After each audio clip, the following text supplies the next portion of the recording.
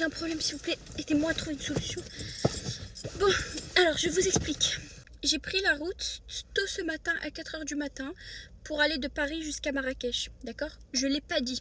Je ne l'ai pas dit parce que je me suis dit, Soukaina, pour une fois, préserve tes trucs parce qu'à chaque fois, rien ne se passe comme prévu. Mais même quand je préserve mes trucs, rien ne se passe comme prévu.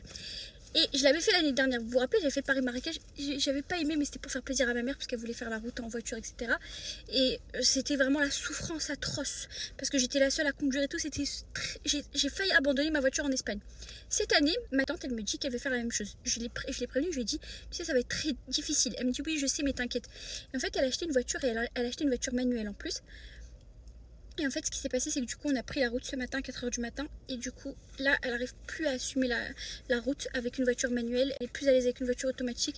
Parce qu'elle est tombée très malade. Elle n'arrive plus à conduire vraiment. Genre, on a esquivé de justesse des accidents là dans l'autoroute. Ce qui fait que là, en fait, on est bloqué à Bordeaux. Parce que ma tante, elle veut plus conduire sa voiture.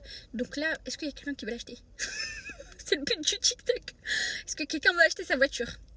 On va rester ici 3 à 4 heures en essayant de trouver un acheteur. Le problème, c'est qu'il est 20 h, donc il n'y a plus aucun garage ouvert, il n'y a plus rien. Ou alors, est-ce qu'on peut la laisser dans un centre commercial? Qu'est-ce qu'on peut faire avec cette voiture pour s'en débarrasser? Autre problème, c'est que du coup, là, je suis la seule à conduire, mais il y a ma mère, ma tante et mes deux petites cousines. Et en fait, moi, j'ai chargé la voiture, il n'y a plus aucune place derrière.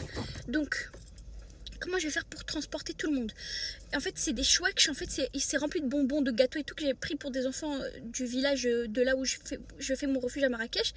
Et du coup, là, ça, je peux pas jeter parce que c'est un khir et en plus, il y a plein de gens qui ont donné, donc je peux pas jeter. C'est une MNA, je suis obligée de la garder. Donc, il y a une autre solution pour que je ramène ces gâteaux et tous ces bagages-là pour que je libère la place et que du coup, ma tante et je prends mes petites cousines et je prends la route. Est-ce que, je sais pas, je peux les mettre où ces trucs? Et est-ce qu'on peut laisser sinon sa voiture dans un centre commercial?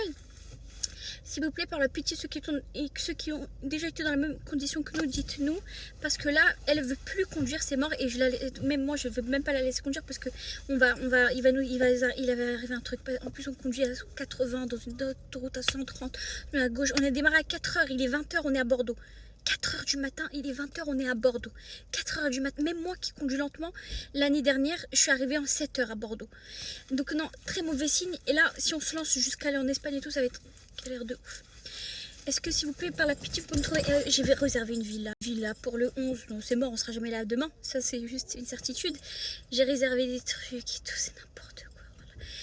C'est ma faute, c'est ma faute, c'est parce que moi, je suis mal organisée, c'est pas grave. Juste là...